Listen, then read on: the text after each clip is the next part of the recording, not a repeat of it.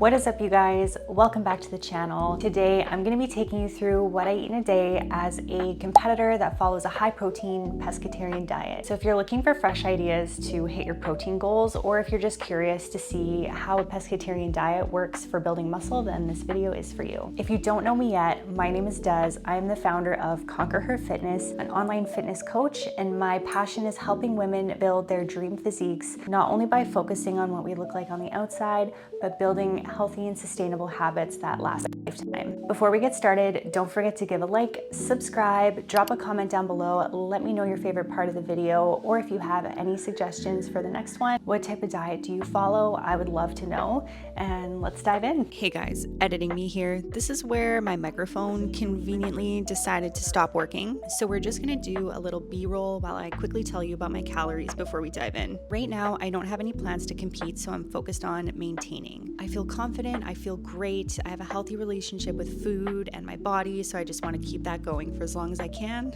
I've been eating pretty much the same thing every day for years. It might sound boring, but I love it. It works for me and it keeps things simple. Since my meals are so consistent, I don't track my macros daily. I've been doing this for long enough. I know how to swap foods around without stressing, but today I'll be tracking everything for you in MyFitnessPal so you can follow along as we go. My maintenance calories are at about 1,800. I aim for 160 grams of protein, 60 grams of fat, and 170 grams of carbs.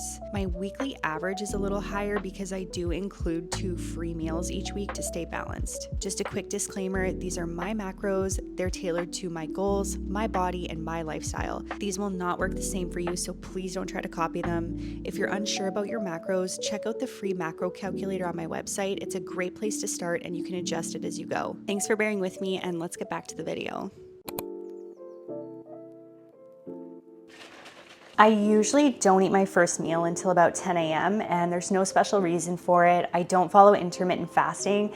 That's just when I naturally get hungry. And if there's one thing from being a competitor and following such a structured routine, I really had lost sight of my body's natural hunger cues. So I'm just trying to reestablish that connection with my body. If I'm hungry, I'll eat, and that's usually not until about 10 a.m. But I will start with a morning shake, which is a scoop of greens powder and a scoop of collagen, marine collagen, of course. Also, just in case you didn't know, if you take a collagen supplement, you need to be taking vitamin C with it to allow for proper absorption. I take 1,000 milligrams of vitamin C with this. In the meantime, while I sip on this, I have some work to get done. I have a lot of programs to make for my clients today, and honestly, I think that's the most exciting part of my job. I love making training programs. I love all of it, but I love finding that fine balance between really challenging and also really enjoyable to keep everybody motivated and engaged. I usually work on that first thing in the morning because I find that's when I'm the most alert, creative. If you would like to work with me, I have a client application form down in the description below, and I would love to make a workout program for you that you love and you also might hate a little bit. Nothing good comes easy, right? So I'll work on that, and then we'll make some breakfast around 10 o'clock. I don't think most people know this. I'm a full-time coach, but I also work at the hospital as a pharmacy technician. Up until very recently, like 2 weeks ago, I was full-time. So juggling both was really chaotic. Now I'm in a temporary part-time line, and that's pretty much the only reason why I have time to make this video right now, because it was just a lot, and I feel like I can finally breathe now, and I'm really grateful. So my days off from the hospital are always full of client programming, feedback, check-ins, and I just love being able to do this. It really just makes me so happy. All right, first meal of the day, we've got cottage cheese, peanut butter, and blueberries. Honestly, 2024 was the year that I discovered cottage cheese, and it has completely changed my life. I use it in literally everything. I even make salad dressings out of it, and I think we're gonna be doing that later, so stay tuned for that.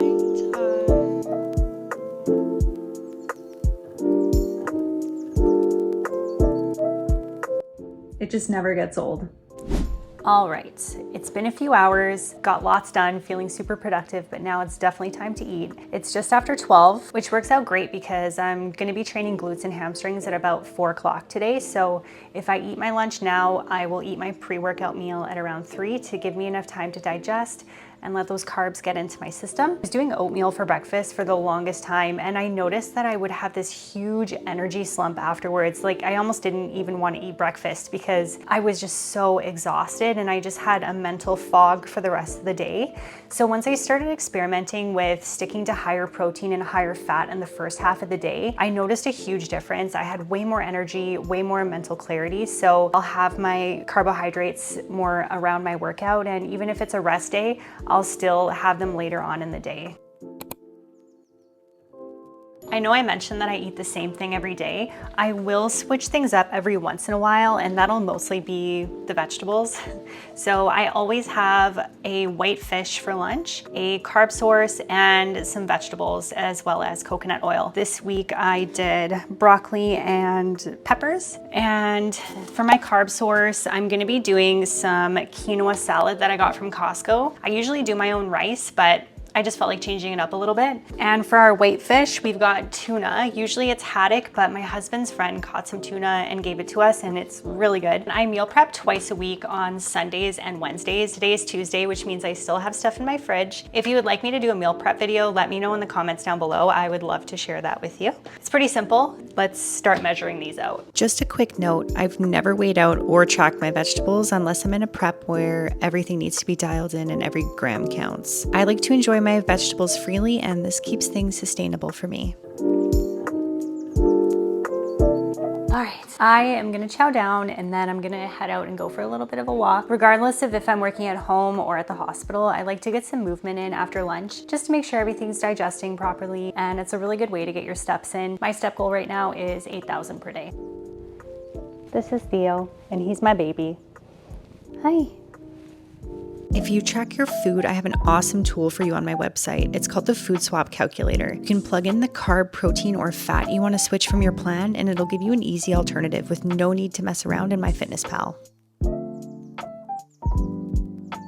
All right, I'm back. I gotta get ready for my workout soon. But until then, I still have some work that I need to get done. We're on the last week of the Conquer Her 8-week challenge. We've made some incredible progress. I'm so proud of everybody that's been a part of the challenge this round. So at the end of each challenge, I send a personalized recap for every participant, highlighting the incredible progress that they've made over the past 8 weeks. I provide everybody with a sustainable diet program in order to help maintain their progress and slowly help them transition out of a caloric deficit. The last thing I wanna do is have anybody lose their progress after one of these 8-week challenges. And it's not just about getting as much results as you can in 8 weeks, it's about sustaining it long term. And my job is to make sure everybody continues to feel confident in their journey. So I'm just gonna be working on these feedback reports for a little bit, and then we're gonna make that salad dressing that I was talking about, make our pre-workout meal, go work out, have some dinner, and then that'll be the end of the day.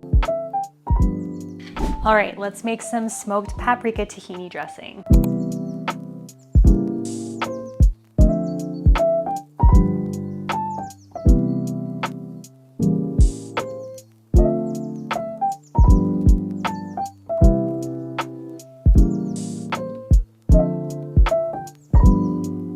Pre-workout meal is one thing that never changes. Rice cakes, banana, salt. The potassium in the banana helps with performance by supporting muscle contractions, and paired with the rice cakes, it provides quick, easily digestible carbs. Sodium boosts blood flow, enhances muscle pumps, and ensures proper muscle performance during your workouts. It is a total game changer. All right, pre-workout meal is complete, and I'm just about to head to the gym.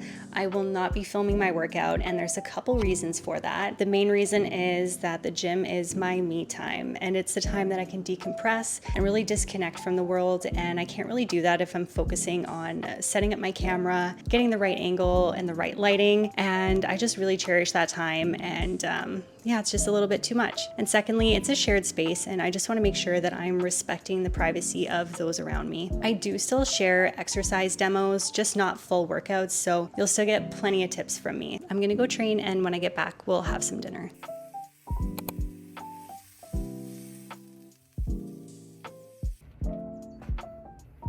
So I know this might not seem like a lot of food, but I just love having a big salad for dinner, and I loaded up with that smoked paprika tahini dressing we made earlier. I usually don't have ahi tuna with it. It was just on sale, and plus it looks really pretty, but I'll usually have salmon or another fattier fish to end off the day.